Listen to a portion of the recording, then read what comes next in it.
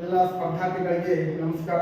ಇಂದು ನಾವು ಪ್ರಚಲಿತ ಘಟನೆಗಳು 2025ರಲ್ಲಿ ನಡೆದಂತಹ ಒಂದು ನೂತನವಾಗಿ ಉಪರಾಷ್ಟ್ರಪತಿ ನೇಮಕವಾದಂಥ ಸಂದರ್ಭ, ಅವ್ರ ಬಗ್ಗೆ ಇರ್ತಕ್ಕಂಥ ಕೆಲವೊಂದು ಕ್ವಶನ್ಗಳು, ರಾಷ್ಟ್ರಪತಿ ಉಪರಾಷ್ಟ್ರಪತಿ ಇರ್ತಕ್ಕಂಥ ಪ್ರತಿಯೊಂದು ನಮ್ಮ ರಾಷ್ಟ್ರದ ಮುಖ್ಯಸ್ಥರ ಬಗ್ಗೆ ಏನಂತಂದ್ರೆ ಕ್ವಶನ್ಗಳು ಇರ್ತಾವೆ. ಬಟ್ ಅದು ಇರ್ತಕ್ಕಂಥ ಹೇಳಿಕೆಗಳಿರ್ತಾವೆ, ಹೌದಿಲ್ಲ? ಅದಕ್ಕೆ ಯಾವುದೇ ಒಂದು ಪ್ರಶ್ನೆಯ ವಾಕ್ಯಗಳು ನೋಡ್ಬೇಕಂದ್ರೆ, ಆ ವ್ಯಕ್ತಿ ನೋಡ್ಬೇಕಂದ್ರೆ, ಆ ವ್ಯಕ್ತಿ ಇರ್ತಕ್ಕಂಥ ಕಂಟೆಂಟ್ ಸರಿಯಾಗಿ ಅರ್ಥ ಮಾಡ್ಕೊಂಡ್ಬಿಟ್ರಿನ ಯಾವ ರೀತಿಯನ್ನ ಇರ್ತಕ್ಕಂಥ ಯಾವೇ ರೀತಿ ಇರ್ತಕ್ಕಂಥ ಕ್ವಶನ್ ಕೇಳಿದ್ರೆ ಏನಾಗ್ತದೆ, ಆರ್ಡರ್ ಮಾಡೋ ಒಂದು ಟೆಕ್ನಿಕ್ ಏನಂತಂದ್ರೆ ಆ ವ್ಯಕ್ತಿಯಲ್ಲಿ ಬೆಳೆಯುತ್ತೆ. ಅವಾಗ ಯಶಸ್ವಿ ಒಂದು ದಾರಿ ಏನಾಗುತ್ತೆ ಅಂತ ಹೇಳೋದಿಲ್ಲ. ಈಗಿರ್ತಕ್ಕಂಥ ನೂತನವಾಗಿ ಅಂದ್ರೆ ಸೆಪ್ಟೆಂಬರ್ 10, 2025 ನೂತನ ರಾಷ್ಟ್ರಪತಿ ನೇಮಕ ಆದ್ರು. ಅವರು CP ರಾಧಾಕೃಷ್ಣನ್. ಯಾರಾದ್ರ?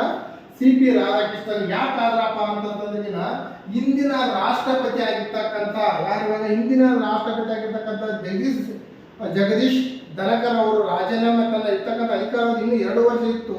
ಅದ್ರ ಒಳಗಡೆ ತನ್ನ ಯಾವುದೋ ಒಂದು ವೈಯಕ್ತಿಕ ಕಾರಣಗಳಿಂದ ರಾಜೀನಾಮೆ ಕೊಟ್ಟಂತ ಸಂದರ್ಭವನ್ನು ಏನಾಯ್ತಂದ್ರಿಗಿನ ಆ ಇರ್ತಕ್ಕಂಥ NDA ಅಭ್ಯರ್ಥಿ ಆಗಿರ್ತಕ್ಕಂಥ CP ರಾಧಾಕೃಷ್ಣನ್ ನೂತನವಾಗಿ ಏನಂತಂದ್ರಿಗಿನ ರಾಷ್ಟ್ರಪತಿ ಆದಂಥ ಸಂದರ್ಭದಲ್ಲಿ ಅವ್ರ ಬಗ್ಗೆ ಉಪರಾಷ್ಟ್ರಪತಿ ಬಗ್ಗೆ ಇರ್ತಕ್ಕಂಥ ಕೆಲವೊಂದು ಇರ್ತಕ್ಕಂಥ ಕ್ವಶನ್ಗಳು ಏನಂತಂದ್ರಿಗಿನ ಫ್ರೇಮ್ ಮಾಡಬೇಕಂತ ಹೇಳ್ಬೋದು. ಉದಾಹರಣೆ 2025ರಲ್ಲಿ ನಡೆದಂತಹ ಪ್ರಮುಖವಾದದ್ದು ಭಾರತದ ವೈಸ್ ಪ್ರೆಸಿಡೆಂಟ್ ಇವರು ಇರ್ತಕ್ಕಂಥ CP ರಾಧಾಕೃಷ್ಣನ್ ಇರ್ತಕ್ಕಂಥ ನರೇಂದ್ರ ಮೋದಿಜಿ ಅವರು ಈಗ ನೆಕ್ಸ್ಟ್ ಏನಪ್ಪಾ ಅಂತಂದ್ರಿಗಿನ 63ನೇ ವಿಧಿಯ ಅನ್ವಯ, ಯಾವಾಗ 63ನೇ ವಿಧಿಯ ಅನ್ವಯ ಉಪರಾಷ್ಟ್ರಪತಿಯ ಹುದ್ದೆಯನ್ನು ಕುರಿತು ತಿಳಿಸುತ್ತದೆ. ಎಷ್ಟಿದೆ ಇವಾಗ? 63ನೇ ಆರ್ಟಿಕಲ್, ರೈಟಾ? ಅದೇ ರಾಷ್ಟ್ರಪತಿ ಎಷ್ಟು ಆರ್ಟಿಕಲ್? 52. ಭಾರತದ ಪ್ರಧಾನಮಂತ್ರಿ ಆರ್ಟಿಕಲ್ ಎಷ್ಟು ಇವಾಗ? 75. ರಾಜ್ಯದ ರಾಜ್ಯಪಾಲ ಎಷ್ಟು ಇವಾಗ? 153. ಹಂಗ ಒಂದಕ್ಕೊಂದು ಏನಂತಂದ್ರಿಗಿನ ಕಂಪೇರಿಸನ್ ಮಾಡ್ತೀವಿ ನಾವು. ಕಂಪೇರಿಸನ್ ಮಾಡಿದಾಗ ಮಾತ್ರ ನಮಗೆ ಏನಂತಂದ್ರೆ ಅಂಡರ್ಸ್ಟ್ಯಾಂಡ್ ಆಗುತ್ತೆ. ಅದು ಮೇನ್ ಪಾಯಿಂಟ್. ಅದಕ್ಕೆ ಏನಂತಂದ್ರಿಗಿನ 63ನೇ ವಿಧಿಯ ಅನ್ವಯ ನಮ್ಮ ಭಾರತ ದೇಶಕ್ಕೆ ಒಬ್ಬ ಉಪರಾಷ್ಟ್ರಪತಿ ಇರ್ಬೇಕಂತ ಹೇಳ್ತಕ್ಕಂಥ ಆರ್ಟಿಕಲ್ ಯಾವಾಗಪ್ಪ ಅಂದ್ರಿಗಿನ 63 ಅಂತ ಹೇಳ್ಬೋದು. ಅದ್ರಾಗ ಉಪರಾಷ್ಟ್ರಪತಿ ಅವರ ಕೆಲವೊಂದು ಇಂಪಾರ್ಟೆಂಟ್ ಮ್ಯಾಟರ್ ಏನಪ್ಪ ಅಂದ್ರಿಗಿನ ವಾರೆಂಟ್ ಆಫ್ ಅಂದ್ರೆ ಏನಂತಂದ್ರಿಗಿನ ವಾರೆಂಟ್ ಆಫ್ ವೈಸ್ ಪ್ರೆಸಿಡೆಂಟ್ ಇರ್ತಕ್ಕಂಥ 2ನೇ ಹಂತ ಅಥವಾ 2ನೇ ಸ್ಟೇಜ್ ಅಥವಾ 2ನೇ ವ್ಯಕ್ತಿ ಆಗ್ತಾರೆ ಅಂತ ಹೇಳ್ಬೋದು. ಫಸ್ಟ್ ವಾರೆಂಟ್ ಆಫ್ ಇರ್ತಕ್ಕಂಥ ಪ್ರೆಸಿಡೆನ್ಸಿಯಲ್ಲಿ ಇರ್ತಕ್ಕಂಥ ಪ್ರಥಮ ಯಾರು ಬರ್ತಾರ? ರಾಷ್ಟ್ರಪತಿ. ಸೆಕೆಂಡ್ ಯಾರು ಬರ್ತಾರ? ಉಪರಾಷ್ಟ್ರಪತಿ ಹೇಳ್ಬೋದು, ಹೌದಿಲ್ಲ?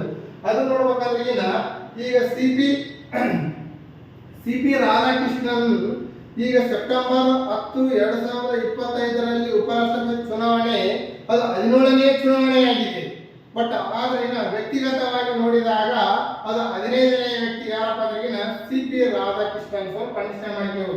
ಅಲ್ಲಿ ಕ್ವಶನ್ ಹೆಂಗ್ ಫ್ರೇಮ್ ಮಾಡ್ತಾರಪ್ಪ ಅಂತಂದ್ರಿಗಿನ ಈಗ ಪ್ರಸ್ತುತ ನೇಮಕವಾದಂತ CP ರಾಧಾಕೃಷ್ಣನ್ ಅವರು ವ್ಯಕ್ತಿಗತ ಎಷ್ಟನೇ ರಾಷ್ಟ್ರಪತಿ ಅಂದ್ರೆ 15ನೇ ಆಗಬೇಕಾಗುತ್ತೆ. ಬಟ್ 2025ರಲ್ಲಿ ನಡೆದಂತ ಉಪರಾಷ್ಟ್ರಪತಿ ಅವರ ಚುನಾವಣೆ ಅದು ಎಷ್ಟನೇ ಉಪರಾಷ್ಟ್ರಪತಿ ಅವರ ಚುನಾವಣೆ ಅಂತಂದ್ರೆ ಮಾತ್ರ ನಾವೇನಂತಂದ್ರಿಗಿನ 17ನೇ ಚುನಾವಣೆ. ಎಷ್ಟೇ ಇರೋದು? 17ನೇ ಚುನಾವಣೆ. ಅದು ಮೇನ್ ಇಂಪಾರ್ಟೆಂಟ್, ಹೌದಿಲ್ಲ? ರೈಟ್? ಅದು ಏನಂತಂದ್ರೆ ಫ್ರೇಮ್ ಮಾಡ್ಕೊಂತಿರ್ಬೇಕಾಗುತ್ತೆ, ಹೌದು? ಅದಕ್ಕೆ ಪ್ರತಿಯೊಂದು ವಿಷಯ ನಮಗೆ ಏನಂತಂದ್ರೆ ರಾಷ್ಟ್ರಪತಿಗೆ ಬಹಳ ಇಂಪಾರ್ಟೆಂಟು. ಆ ವ್ಯಕ್ತಿ ಇರ್ತಕ್ಕಂಥ ನಮ್ಮ ಇಂಡಿಯಾದ ವಾರೆಂಟ್ ಆಫ್ ಸೆಕೆಂಡ್ ಅಂದ್ರೆ ವಾರೆಂಟ್ ಆಫ್ ಪ್ರೆಸಿಡೆಂಟ್ ಅಲ್ಲಿ ಲೀಸ್ಟ್ ಅಲ್ಲಿ ಬರ್ತಕ್ಕಂಥ 2ನೇ ವ್ಯಕ್ತಿ ಆಗ್ತಾರೆ ಅಂತ ಹೇಳ್ಬೋದು. ಅದೇ ರೀತಿಯಾಗಿ ನಮ್ಮ ನೆಕ್ಸ್ಟ್ ಇರ್ತಕ್ಕಂಥ ಹೋದಾಗ 66ನೇ ವಿಧಿ ಅನ್ವಯ ಅರ್ಹತೆಗಳು ಮೇನ್ ಇಂಪಾರ್ಟೆಂಟ್. ಅರ್ಹತೆಗಳು 66ನೇ ಎಷ್ಟು ಇವಾಗ? ಅರ್ಹತೆಗಳು. ಇದು ಕೇಳೋ ಕ್ವಶನ್ ಎಷ್ಟೋ ಸಲ ಯಾವ್ದು ಹೇಳಿಕೆಗಳು ಕೇಳ್ತಾರ. ಭಾರತದ ಪ್ರಜೆಯಾಗಿರಬೇಕು, ಹೌದಲ್ಲ? ಭಾರತದ ಪ್ರಜೆಯಾಗಿರಬೇಕು, 35 ವರ್ಷ ತುಂಬಿರಬೇಕು, ಆಮೇಲೆ ರಾಜ್ಯಸಭೆಯವರ ಎಲ್ಲಾ ಅರ್ಹತೆಗಳು ಹೊಂದಿರಬೇಕು. ರಾಜ್ಯಸಭೆಯ ಎಲ್ಲಾ ಅರ್ಹತೆಗಳು ಹೊಂದಿರಬೇಕು. ಆದರೆ ಕೇಂದ್ರ ಹಾಗೂ ರಾಜ್ಯ ಸರ್ಕಾರದ ಯಾವುದೇ ಲಾಭದಾಯಕ ಹುದ್ದೆಯನ್ನು ಹೊಂದಿರಬಾರದು. ಲಾಭದಾಯಕ ಅಂದ್ರೆ ಸರ್ಕಾರ ಹುದ್ದೆ, ಯಾವುದೇ ಒಂದು ಸರ್ಕಾರ ಆಗಲಿಕ್ಕೆ ಒಳಪಟ್ಟಂಥದ್ದು ಅಥವಾ ತನ್ನ ಯಾವುದೇ ಒಂದು ಇರ್ತಕ್ಕಂಥ ಕಂಪನಿಯ ಷೇರುಗಳನ್ನು 20% ಜಾಸ್ತಿ ಇದ್ದರೆ, ಹೌದಿಲ್ಲ? ಏನಂತಂದ್ರೆ ಈಗ ಎಕ್ಸಾಂಪಲ್ ಯಾವುದೇ ಒಂದು ಕಂಪನಿ ಇರೋದಿಲ್ಲ. ಕಂಪನಿಯಲ್ಲಿ ಏನಂತಂದ್ರೆ 25% ಹೌದಿಲ್ಲ? ಆ ವ್ಯಕ್ತಿ ಉಪರಾಷ್ಟ್ರಪತಿ ಚುನಾವಣೆ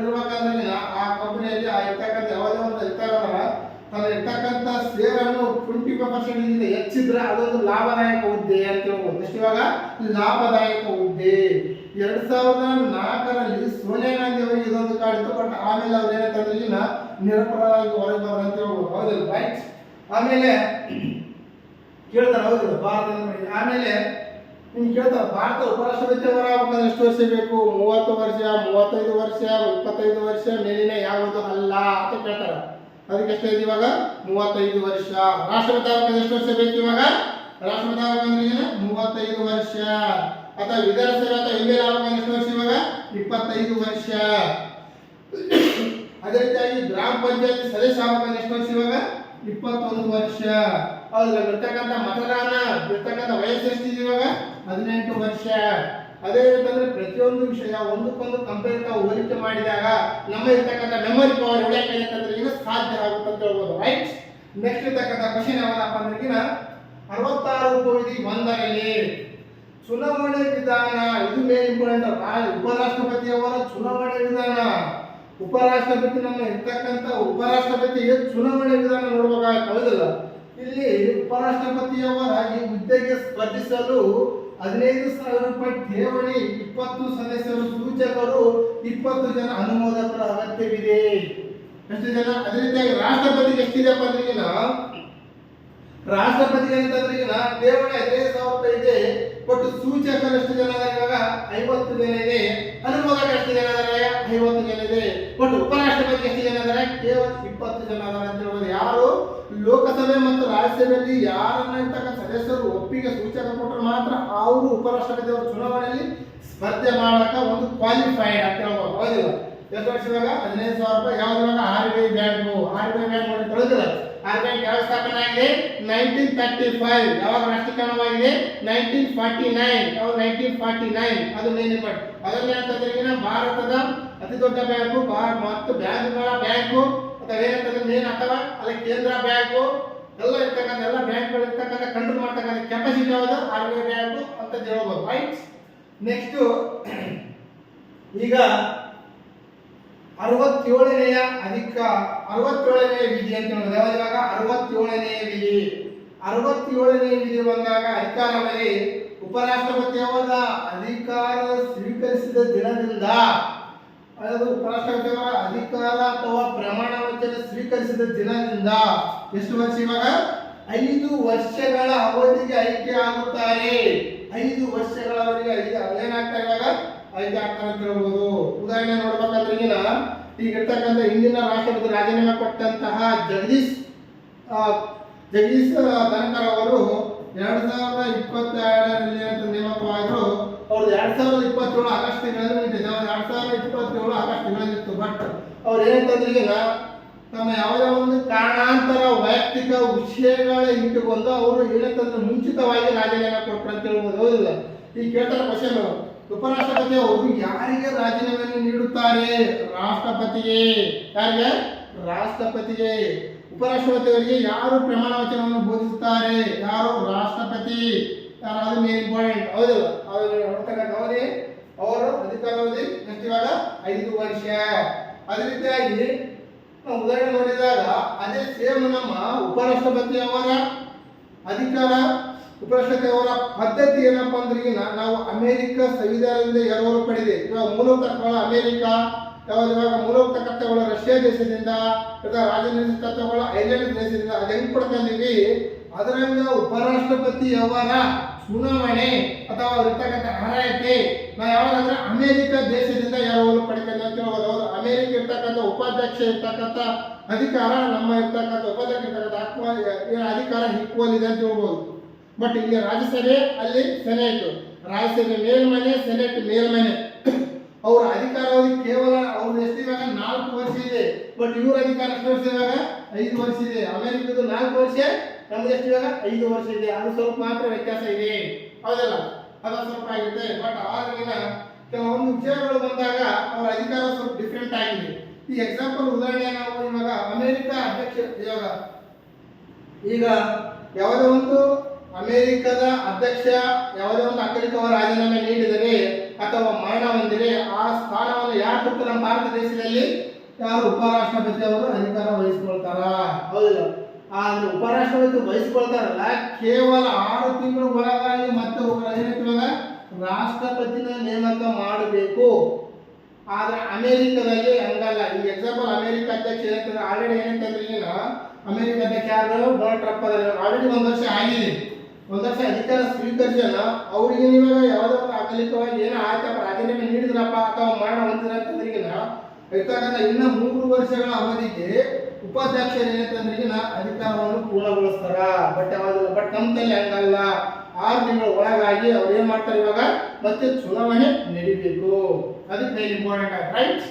ಆಮೇಲೆ ಅದು ಮೇನ್ ಇಂಪಾರ್ಟೆಂಟ್ ಆಯ್ತು. ಇದು ಇರ್ತಕ್ಕಂಥ ಮಾಡ್ಬೋದು. ಆಮೇಲೆ ನೆಕ್ಸ್ಟ್ ಅಂತಂದ್ರೆ 69ನೇ ವಿಧಿ ಪ್ರಮಾಣ ವಚನ. ನೆಕ್ಸ್ಟ್ ಇವಾಗ ಪ್ರಮಾಣ ವಚನ. ರಾಷ್ಟ್ರಪತಿಗಳು ಉಪರಾಷ್ಟ್ರಪತಿಯವರಿಗೆ ಪ್ರಮಾಣ ವಚನವನ್ನು ಬೋಧಿಸುತ್ತಾರೆ.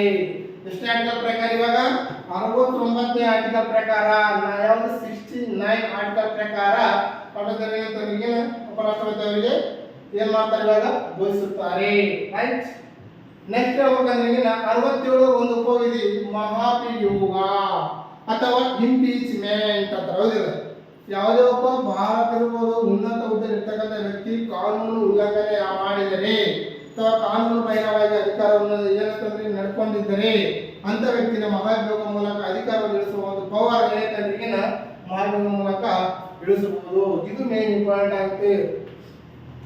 ರಾಷ್ಟ್ರಪತಿಯವರು ಸಂವಿಧಾನವನ್ನು ಉಲ್ಲಂಘಿಸಿದಾಗ ದೇಶದ ವಿರುದ್ಧ ಕಾರ್ಯನಿರ್ವಹಿಸಿದಾಗ ಉಪರಾಷ್ಟ್ರಪತಿಯವರು ಮಹಾಭಿಯೋಗದ ಮೂಲಕ ತೆಗೆದುಹಾಕಬಹುದು. ಉಪರಾಷ್ಟ್ರಪತಿ ತೆಗೆದುಹಾಕಲಾದ ಇರ್ತಕ್ಕಂಥ ಸಾಂದರ್ಭಿಕ ಮೊದಲು ಏನ್ ಮಾಡ್ಬೇಕಪ್ಪ ಅಂದ್ರೆ ರಾಜ್ಯಸಭೆಯಲ್ಲಿ ಮಂಡನೆ ಮಾಡಬೇಕು. ಎಲ್ಲಿ ಮಾಡ್ಬೇಕು ಇವಾಗ ರಾಜ್ಯಸಭೆಯಲ್ಲಿ ಮಹಾಭಿಯೋಗ ಅಂದ್ರೆ ಈಗ ರಾಜ್ಯಸಭೆಯಲ್ಲಿ ಏನಂತಂದ್ರೆ 2/3 ಮೆಜಾರಿಟಿ ಪಾಸ್ ಆಗಬೇಕು.